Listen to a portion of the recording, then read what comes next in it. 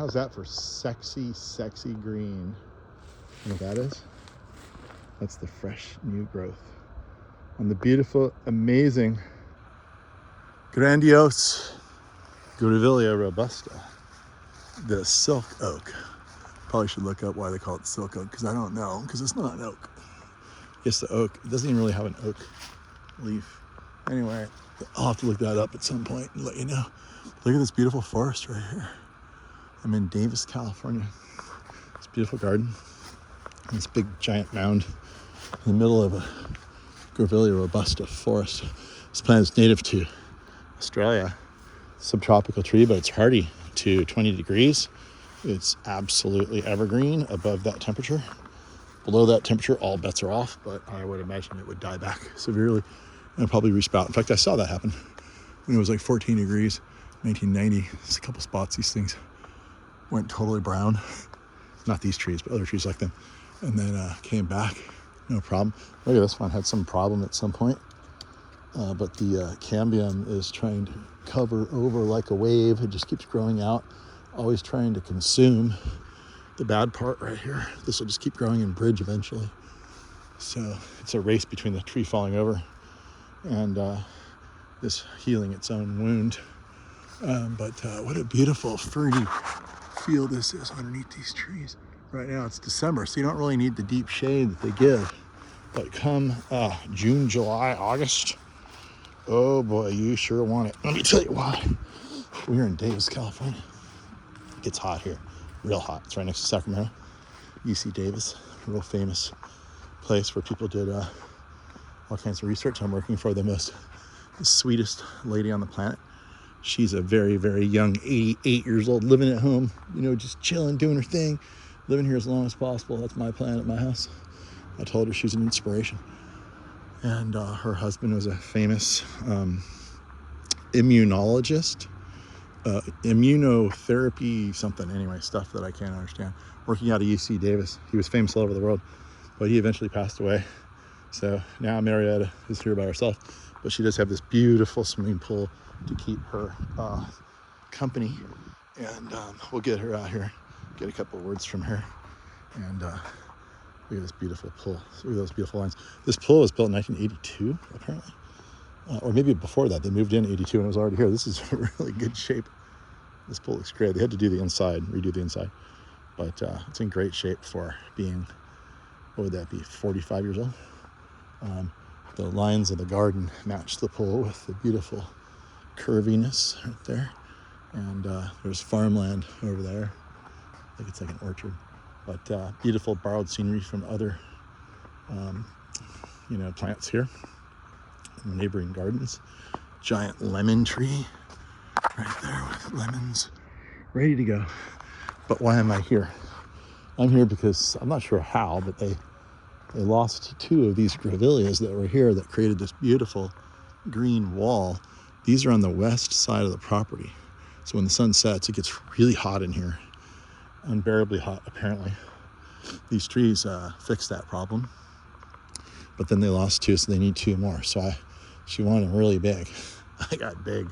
Look at that. That's pretty big. That's like 14 feet tall. And I got another one over here. So I'm going to get these planted real quick. And the best part of this video is going to be talking to Marietta because she's so cool. Wait till you meet her. Don't go away. You're going to want to meet Marietta. And Grevillea robusta, silk oak, Australia. Wonderful screen plant.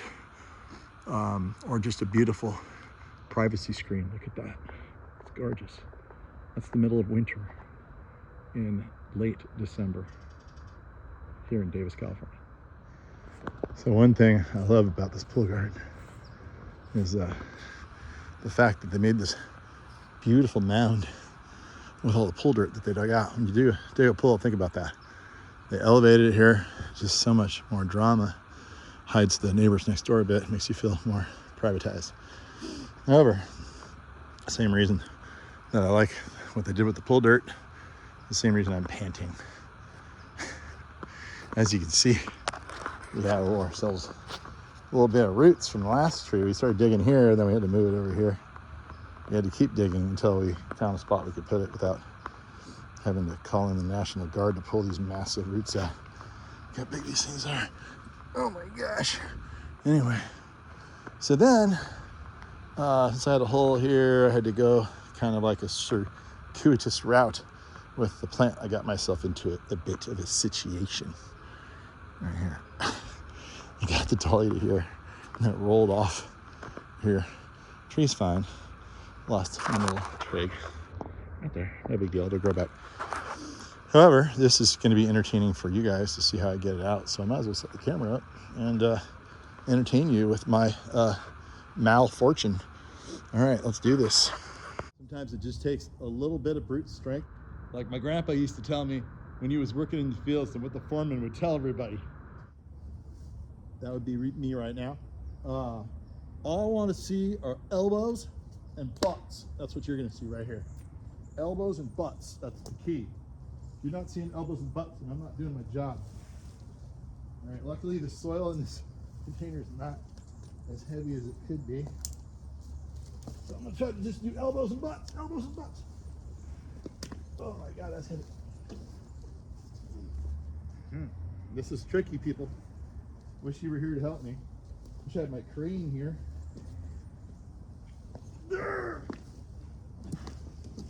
Oh, okay. We're getting somewhere. I feel victory. I smell victory. Oh. Yeah, gotta rotate it. Oh, come on, baby. Get in there. Okay, we're almost there.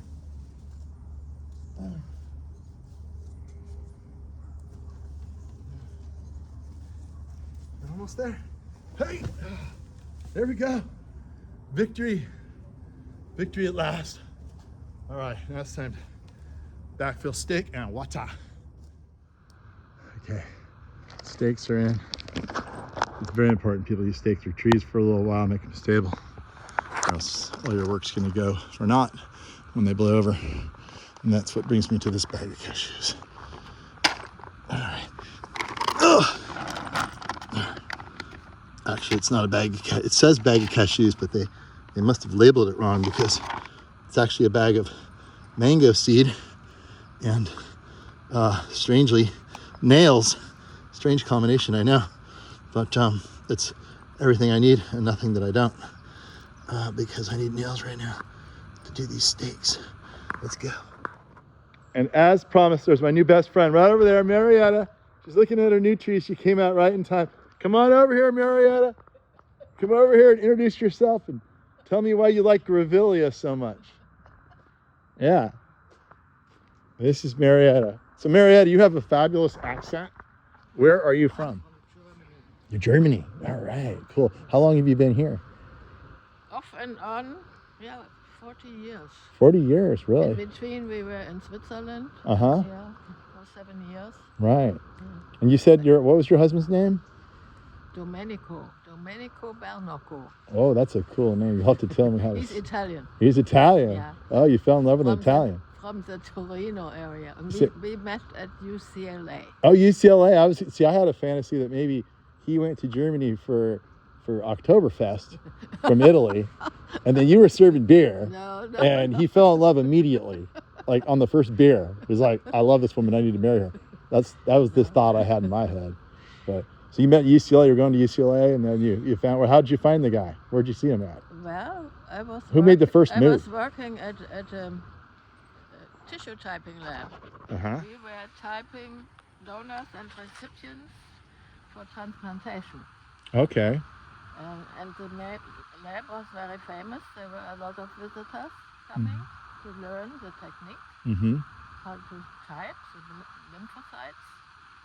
And yeah, I was working there. He was visiting for 2 months.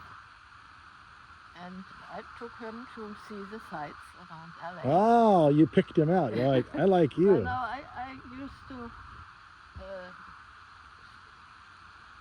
to show most of the visitors the surroundings. I loved LA and the surroundings, and yeah, whenever we had a visitor from some from Poland, from Sweden, from all over the world. All right. And yeah, one day there was this Italian with a French accent, and I thought, well, why does he have a French accent? Ah. Because he grew up close to the French border. Oh, okay. Yeah. Nice. That's interesting. Yeah. That made him more intriguing. That was one of the. He was not a typical romantic. Oh, he wasn't. Yeah. Italian, not at all. You had to teach him. Very, very intelligent, serious scientist. Okay, cool. Yeah, he was a real famous guy, you said. Yes. Yeah, right on. Well, come over here and look at your trees. See what you think. That was not on camera. Was I also Oh, yeah. Oh, my goodness. Oh, yeah.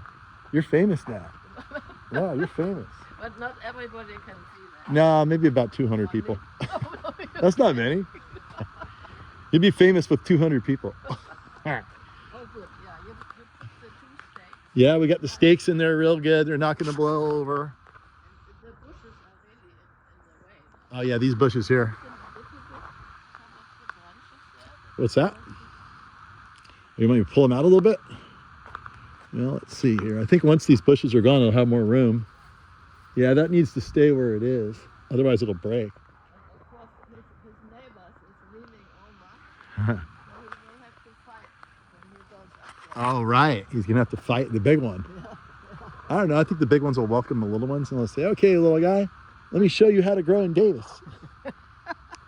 Here, take off your glasses. Show everybody how pretty you are. It is a semi-tropical tree, right? It is from Australia. So tell me how much. They come from Australia? Yeah. Wow. That's why they're so drought tolerant. What's so cool about this tree is that, a lot of trees that are drought tolerant look like they're drought tolerant. They're not very pretty.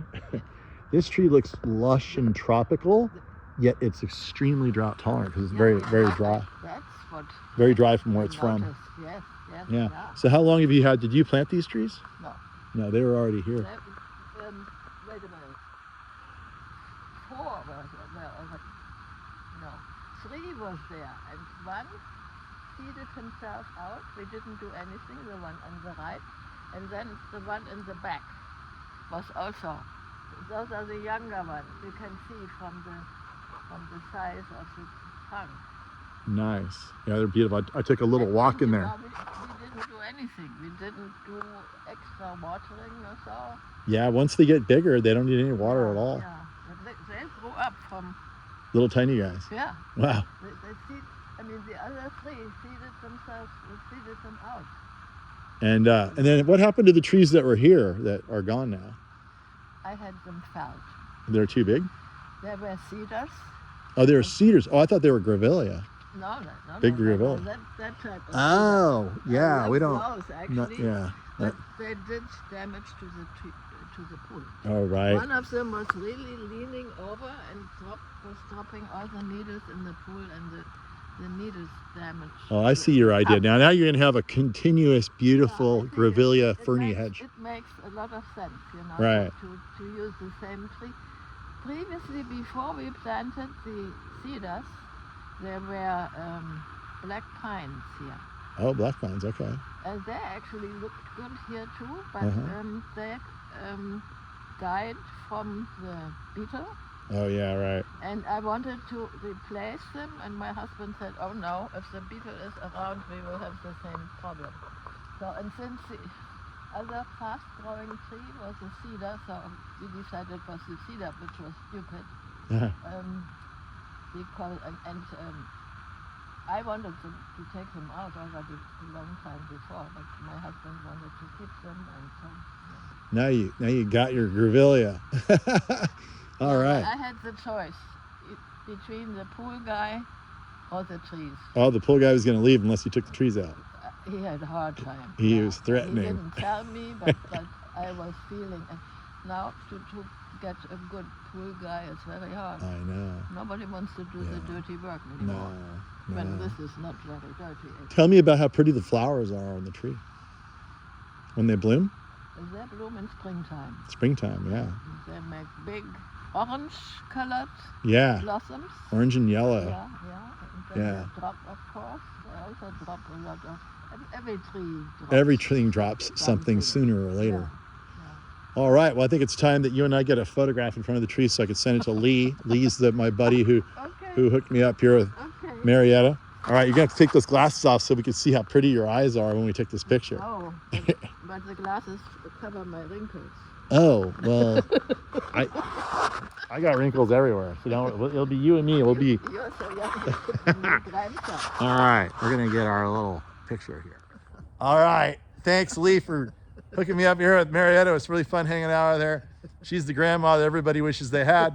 And I'm not a grandmother. No, you could be my grandmother. I could be. I could be. You could. Yeah. But anyway, thanks for having me over here. And that's a wrap. There it is. Normally I jump in the pool right now, but it's a little cold, and I didn't bring any change of clothes. And I have a meeting right after this, and they're gonna wonder if I show up dripping wet. They're gonna be like, "What's wrong with you? It's not raining right now." And I'll say, "I was at a job, and I tripped and I fell in the pool." That would be my story. And I used to do that intentionally on really hot days because I thought somebody was inside the house watching, and I was too afraid to ask if I get in the pool on a 100-degree day. I'd just be walking back up like, oh no, I fell in the pool. That way, if they look at the security camera footage later, they'll be like, oh, the stupid landscaper fell in the pool. But really, I went in intentionally because I was so hot and dirty. So, but I won't do that here. All right, thanks so much.